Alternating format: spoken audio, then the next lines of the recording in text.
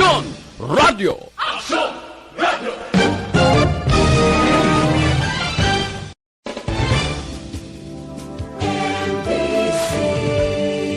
Manila Broadcasting Company. Sa balita, komentaryo, isyu, serbisyo publiko. Aksyon Radio! Sa Bacolod, Aksyon Radio! Aksyon Radio!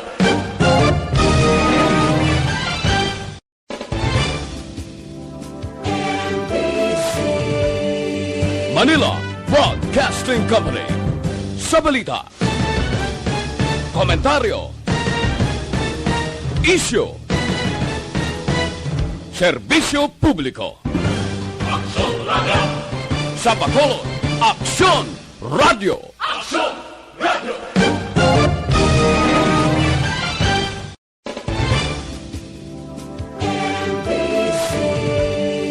Manila Broadcasting Company. Sa balita, komentaryo, isyu, serbisyo publiko. Aksyon Radio! Sa Bacolod, Aksyon Radio! Aksyon Radio! Aksyon Balita Evening Edition. Magadulong sa inyo sang mga nagapanguna ng balita lokal, national, international, sports, kag entertainment. Aksyon Balita Evening Edition. Kagkaroon ang inyong news team. Una sa balita, una sa aksyon. Mayong gabi Metro Bacolod, mayong gabi kabugusan niyo Western Visayas. Welcome sa pagpangalaga sa Aksyon Balita Evening Edition. Karon nga adlaw Miyerkules, Desyembre 29, 2021. Makitan kita live sa mong official Facebook page kag sa YouTube channel ang Aksyon Radio Bacolod kag mabatian pagi sa www.aksyonradiobacolod.com.ph. Ang inyong balita, Aksyon and Defensor. Kagkaroon sa atong mga headliners, una sa mga balita lokal. Wala na usar nga dialysis machine sa Banwa sa Morsya na ungkat matapos sa isa ka reklamo. Negros Occidental magabaton sang 131 milyones pesos nga bulig pinansyal. Sa mga nagapanguna nga balita national, government job order kag contractual workers makabaton sang gratuity pay. 93% sa mga Pinoy puno ang paglaom sa 2022. Una sa balita, una sa aksyon. Detalye sa nga itong mga nagapanguna nga balita lokal pagkatapos lamang sa mga ini. Bangod sa pamahog sing COVID-19 pandemic, madamo sing kompanya kag local government unit ang nagpatuman sang work from home sa ilang mga empleyado. Naga-work from home kung naka-close contact sa nagpositibo sa virus o kung mismo nagpositibo sa COVID-19. Madamo sang benepisyo ang mahatag sang work from home, pero hindi naton malikawan nga ma-bored kag ma-stress bangod sa sini nga setup sa masobra na isa ka tuig nga pagpakiaway sa COVID-19. Base sa pagtuon sa United Nations International Labor Organizations, nagatugas ng stress ang tuman niya pag-usas ng gadgets kangay sa cellphone kag computer. Gani, iyaring tila kung mapuslanon nga action tips sa mga nag-work from home. Una, mag-set up sa workspace sa mga balay sa tuyo nga makafocus sa imong trabaho. Ang workspace ay hindi kinahanglan nga dako nga kwarto, ang importante, komportable ka sa imong trabaho. Matapos ang pila ka oras nga nagapungko ka mag-computer, dapat may tion nga mag-stretching agud malikawan nga ma-strain ang imong likod o konliog. Time management.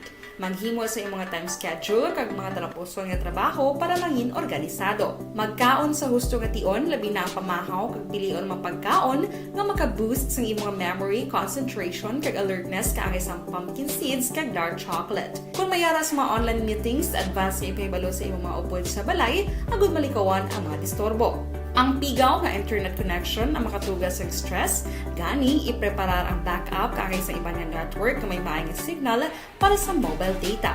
Take a few breaks. Ini sa tuyo nga hindi ma-drain ang imong brain. Maghampang sa imong pet o kung magpumatit sa music. Sa tion nga may concern kag problema, ipabalo sa imong team leader o kung sa boss para masolusyonan. Sa work from home nga setup, ikaw ang may uyat sa imong nga oras. Makasave ka sa plete, makasave ka sa pagkaon, makasave ka sa kwarta kag makaupo no pa ang imo pamilya. Ang work from home ay may madamo nga hangkat, pero mas madamo sa gihapon ang mahatag nga benepisyo. Ini si Aksyon Daughter Kabato para sa Aksyon Tips, una sa balita, una sa aksyon sa Bacolod, Aksyon Radio.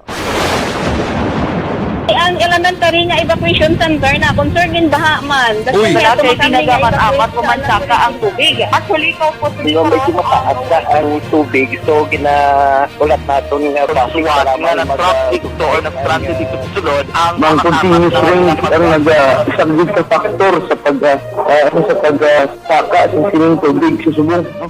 Hunyo 4, 2021, sang formal ay ginanunsyo sa pag-asa ang panahon sang tig-ululan o rainy season sa Pilipinas. Gani, lauman ang maulaling nga panahon umpisa subong tuntog Nobyembre 2021. Ang Pilipinas sa mayroon sang early warning system para mahibaluan ang lakas sang panahon. Gani, wala sang rason nga hindi kita makapreparar karon ni rainy season. Yari ang pila ka mga action tips nga dapat mo may baluan karon nga panahon sang tig-ululan. Kung nagapuyo sa lugar nga masami ginabaha, mag-monitor sa balita para sa anunsyo sang pag-asa sa lakas sang panahon. Isa sa pinakapos nga pamaagi para malikawan nga magsulod ang baha sa balay among paggamit sang sandbag. Ang sandbag ang isa ka sako nga may unod nga balas nga pwede ibutang sa pertahan o kung ginaagyan sang tubig para temporaryo nga makontrol ang pagsulod sang tubig sa inyong nga balay. Antes naman ng rainy season, dapat nakapreparar ka na sa pagkaon, flashlight, pito, kandila, hygiene kit, power bank, transistor radio, importante nga mga dokumento, kag iban pa nga kinahanglanon. Ini ang dapat isulod sa go bag nga dapat ibutang sa isa ka lugar nga mapus kuhaon sa tion nga kinahanglan nga mag-evacuate. Sa tion sa pagbaha dapat butangan sang tape ang saksakan sang mga outlet kag ibutang sa mataas nga mga lugar ang appliances. Kunyara sa evacuation center, dapat man nga ipatuman ang minimum health protocol, face mask, face shield kag social distancing batok sa COVID-19.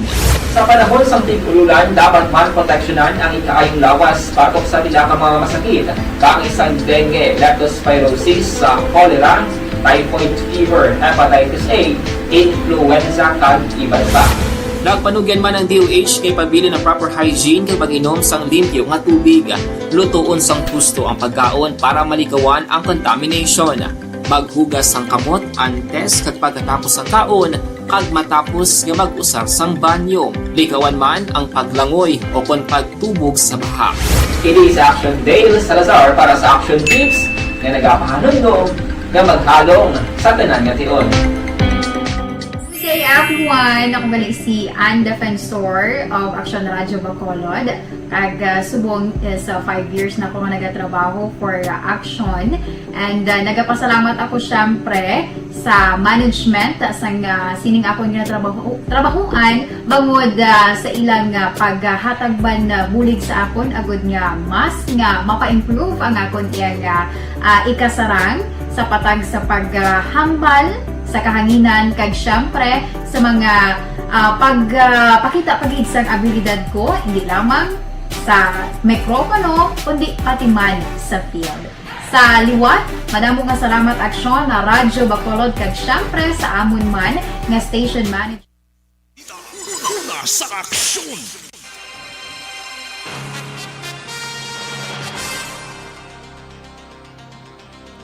Aksyon Radio Philippine Standard Time, alas 6:14, kagkaroon sa detalye na sa ngaton mga nagapangunang nga balita lokal. Ginausisa karon sa task force kasanag ang reklamo sa dialysis patient nga ginpadangat sa ilang opisina angot sa ginaligar wala mausar nga dialysis machine sa Banwa sa Morsha. Suno kay John Chong ang national founder sa task force kasanag, base sa reklamo nga iya nabaton nagbakal ang LGU sa Morsha sa dialysis machine usar ang local funds pero wala mausar masobra isa na katuig. Dugang panitsyong sa iyang pangusisa sa Municipal Health Office sang Morsha, ginpalabot sa iyang wala mausar ang dialysis machine bangod wala sang butangan. Suno kay Chong iya paginatunan kung anong posible bayulasyon kag padayon man ang pagtipon sang ebidensya. Plano man ni Chong nga magpadala sang sulat kay Morsha Mayor Jerry Ross para magpangayo sa nga patahag. Sa kaangot naman nga balita, Ginpatag ni Morsha Mayor Jerry Rojas nga ang tinalikdan pa nga administrasyon amo ang nagbakal sa dialysis equipment nga tubtub karon wala pa na usara. Ini kasunod sang reklamo sang dialysis patient sa task force kasanag nga wala magamit ang dialysis machine nga ginbakal usar ang public funds. Suno kay Rojas, ang tinalikdan nga administrasyon amo ang nagbakal man sang isa ka X-ray machine pero ili ang ginausar na sang Rural Health Center kag duha ka dialysis machines nga wala mausar. Dugang pa ni Rojas, luyag kunta niya nga ma-operate ang dialysis machine pero base sa iya nga pagtuon hindi laog-laog ang pag-operate sa dialysis facility, mahal ang maintenance, kag hindi masarangan sa LGU. Kinahanglan ang doktor kag grupo sa mga nurses. Apang suno sa alkalde, nga sa karon nagapag-angot ini sa duha ka mga grupo sa mga doktor sa posible partnership sa pag-operate sa dialysis center. Ginpalambot man ni Rojas nga sa pag-operate sa dialysis center, kinahanglan sa napulo ka mga dialysis machine kag hindi duha para hindi man mapiyerde.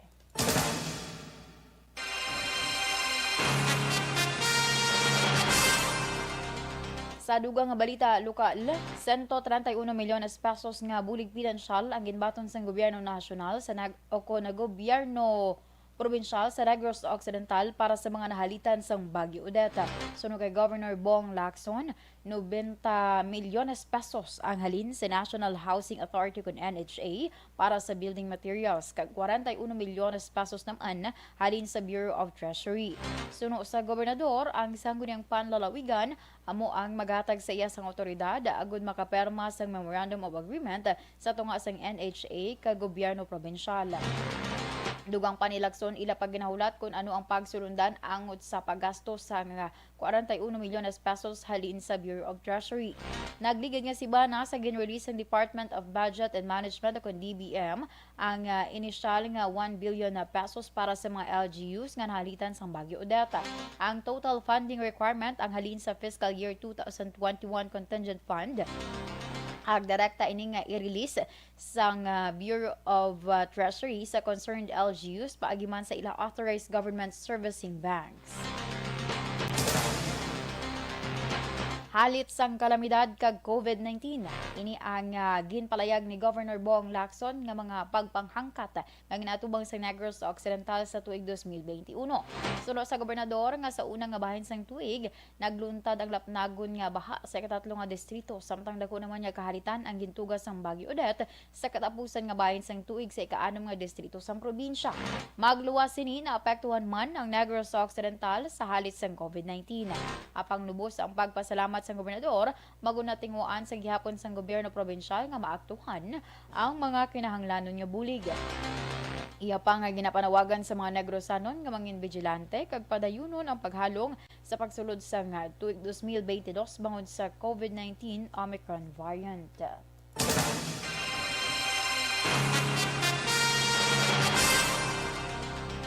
Sa katapusan nga balita lokal, nakabaton sang food packs ang 250 kapamilya sa Banwa sang Candoni sa Operation Tulong sang Aksyon Radyo Bacolod subong adlaw.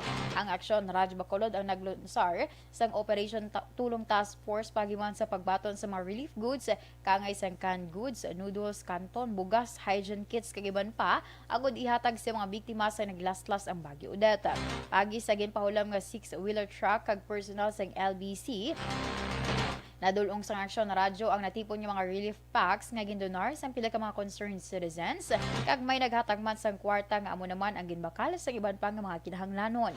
Nagpasalamat naman ang mga taga Candoni sa bulig nga ila nga nabaton. Una sa balita, una sa aksyon. Aksyon Radyo Philippine Standard Time alas 6:19. Santon Plus Gold.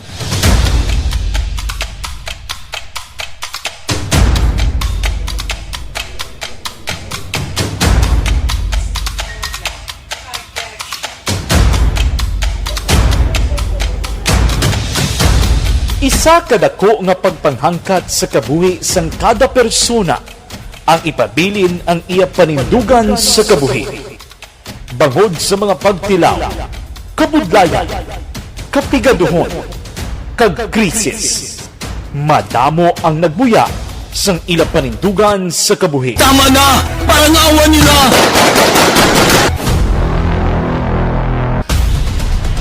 Apang ang DYEZ Aksyon Radio Bacolod sa sulod na sang 52 katuig padayon nga komitido sa panindugan nga mag-alagad.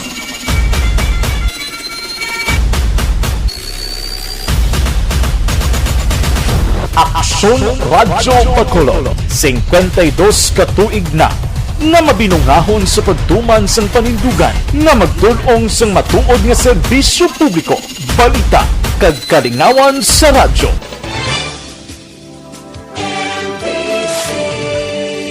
Manila Broadcasting Company.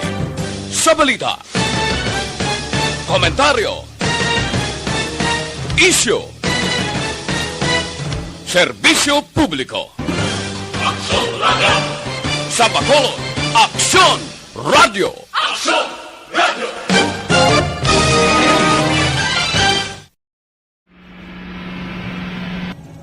Sa aton mga tagpalamati, liwat naman kami magadulong sa inyo sa mga Sa sulod sang 5 kadekada, humalin sa tuig nga naangkon sang pungsod ang hirwayan gikan sa kamot sa mga matigos nga nasyon.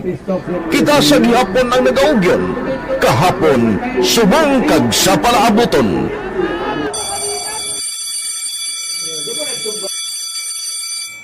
Ang Aksyon Radio, so nati lain-lain ang alam mo. Samtang nagalain-lain ang manager sa Manila Broadcasting Company, may araman niya lain-lain sila nga nagangalan. May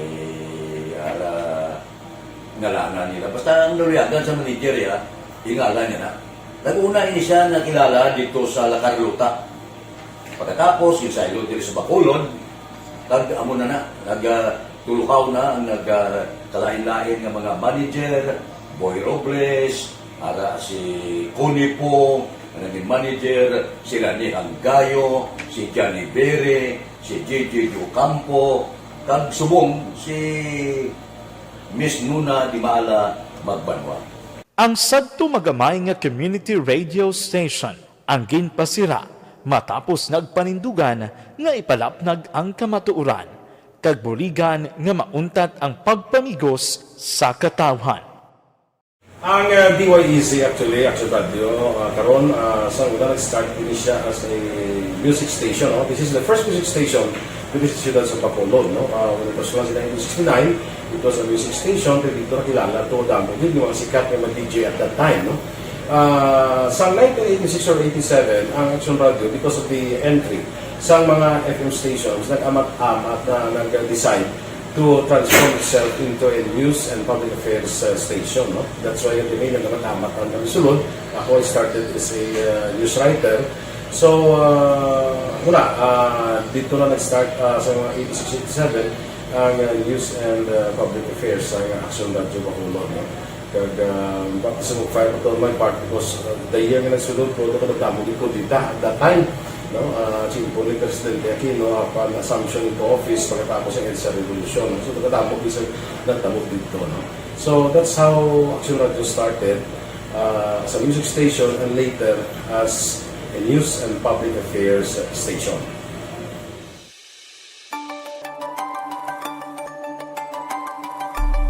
Sa sulod na sang 52 katuig, nagapabilin nga komitido ang Aksyon Radio Bacolod nga tumanon ang mga pasalig sa publiko nga maghatag sa mga balita nga may basihan, matuod nga impormasyon, komentaryo nga wala sang ginadampigan.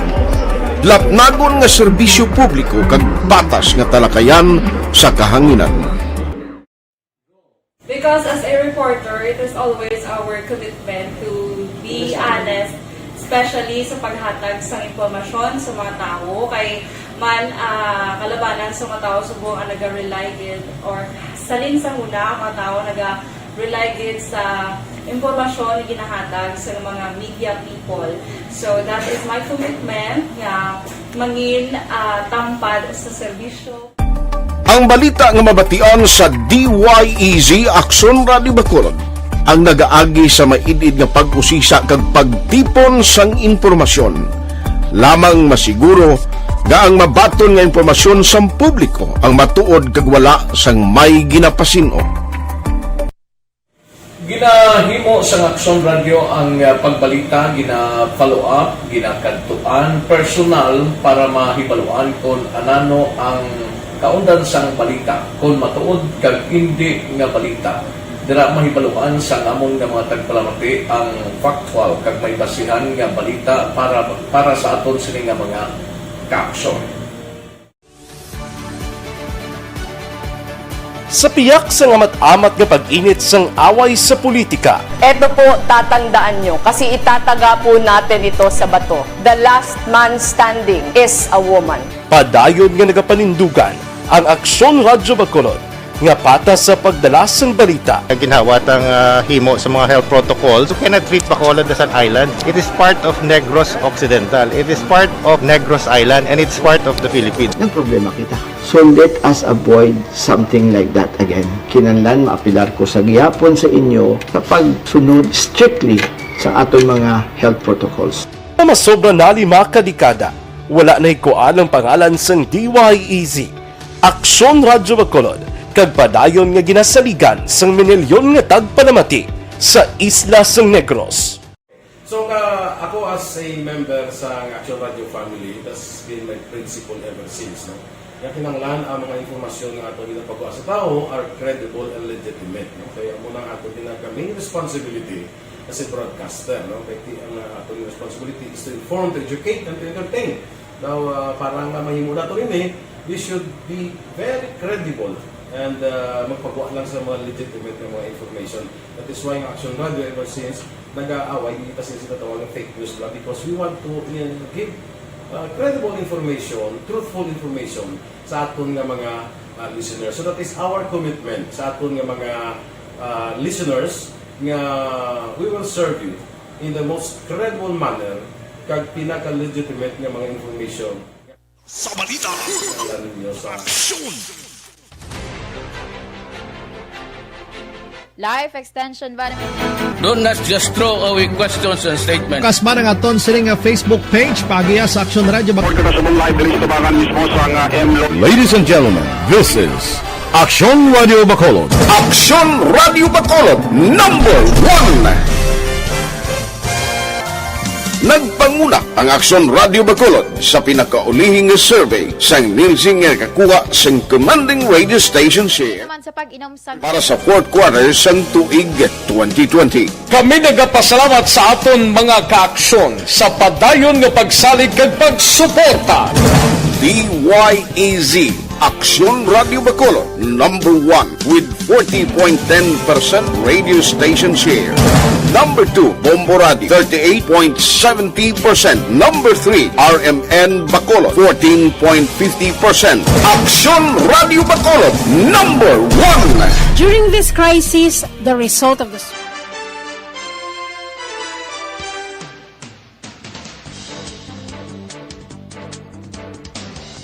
Kagaron sa detalye sa aton mga nagapanguna nga balita national, ginpermahan na ni Presidente Rodrigo Duterte ang Administrative Order number 46 nga nagahatag sang 5,000 pesos nga gratuity pay sa mga contract of service kag job order workers sa gobyerno. Ang kwalipikado nga empleyado nagatrabaho sang hindi magdubo sa 4 ka bulan sang actual satisfactory performance of service nga nasaad man sa ila kontrata tubtob Disyembre 15. Sakop sang gratuity pay ang mga nagatrabaho paagi sa mga contract of service kag job order workers sa mga ahensya sang gobyerno nasyonal, state universities and colleges, government-owned or controlled corporations kag local water districts apang kinahanglan nga ila kontrata epektibo tubtob Disyembre 15. 93% sa mga Pinoy ang nagapabilin nga puno ang paglaom sa pagsugalaw sa bagong tuig sa piyak sang COVID-19 pandemic. Ang resulta sang Social Weather Station Survey ang ginpatigayon sang Disyembre 12 tubtob 16 sa diin may gamay ini nga pagsaka sa 91% nga na-record nagligad nga tuig sa pareho nga period. Apang ang 2020 kag 2021 nga resulta mas madubo naman sa 96% nga na-record sa pre-COVID-19 years ang 2019. Ginapakita man sa survey nga 7% sa mga Pinoy ang magasug-alaw sa bag-ong tuig nga may kahadlok ang kadamuon nga wala nagbag-o halin sang 2020.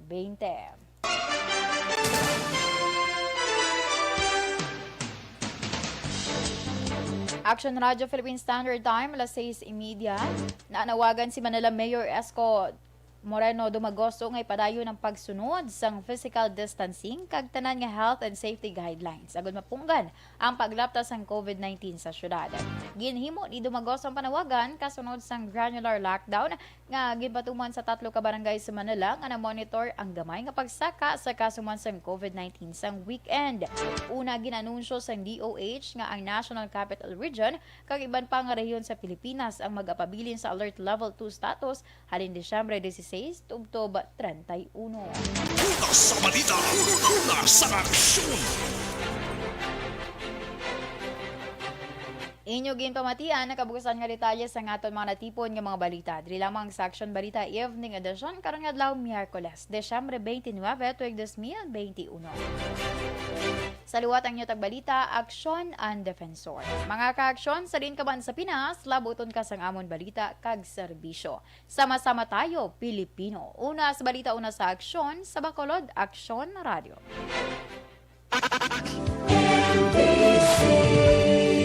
Manila Broadcasting Company.